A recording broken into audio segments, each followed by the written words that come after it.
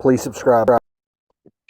Okay, Chris Peaks back here today with our BCS State of Alabama podcast, waiting for Brandon Mosley to arrive. And we have another special guest with us here today, former Secretary of State, the Honorable John Merrill. You know, John, when me and Brandon started this a couple of months ago, we were in awe that people didn't line up to listen to us give our infinite wisdom on Alabama politics. And amazing that now we've started getting people in here who people actually want to listen to. The views are going up and the hours of watch time is going up every day. So thank you for coming in and giving us your time here. Well, thank you for having me as your guest today. Hold on one second. There's Brandon right there.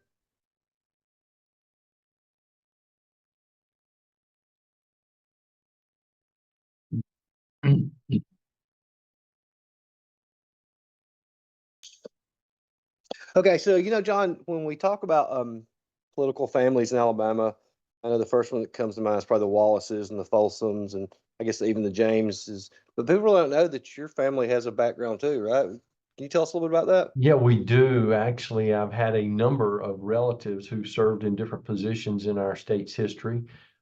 Several that served in the Alabama legislature. One, Hugh D. Merrill Sr., who was Speaker of the House of Representatives.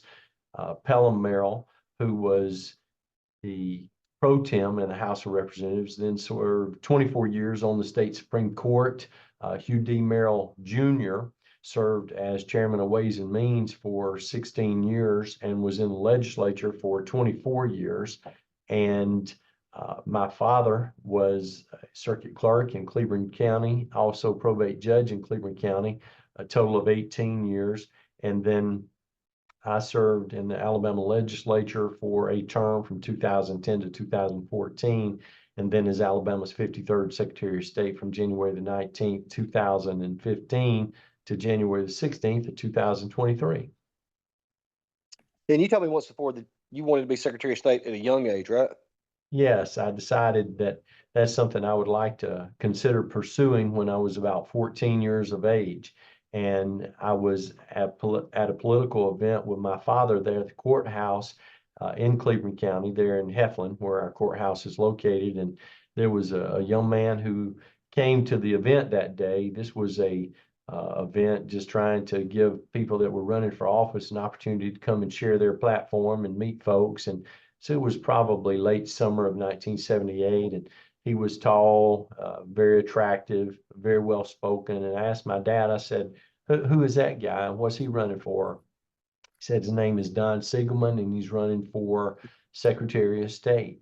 And I said, well, what does Secretary of State do? And he said, well, they're responsible for our elections, for business incorporations and licensing, for international adoptions. And I said, that sounds like something I might like to look at some point in the future. And so I started following, at the time, Don Siegelman's career, who he ultimately became governor, but I saw him win that campaign and then go on and do other things. But then watching all the people that held that office from that time in 1978 until I was fortunate enough to be elected by the people of Alabama in 2014.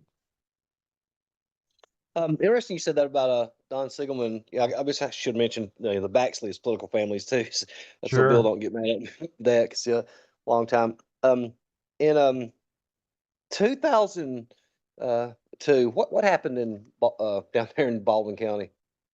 Well, in 2002, there were some concerns about the legitimacy of the election in Baldwin County. Governor Siegelman felt like he won the election in Baldwin County, and yet Governor Riley felt like he had won the election in Baldwin County. When the returns came in that evening, there was some confusion about the reports that were received, and the reports were incomplete when some of the information went out across the state, resulting in some confusion. But one of the people that was actually working in Baldwin County at that time later became my chief of staff, and he told me about everything that occurred that evening, from the administration of the election all the way up until the time that the polls were closed and then the results were posted.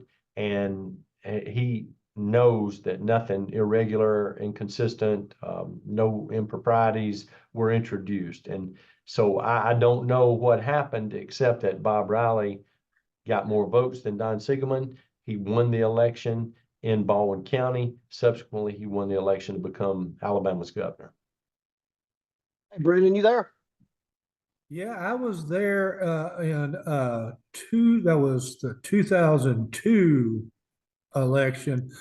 I was actually working for the Riley campaign. I was at, the probate judge's office in St. Clair County, and I'm the one who phoned in our results um, to, the Riley campaign once the numbers came in.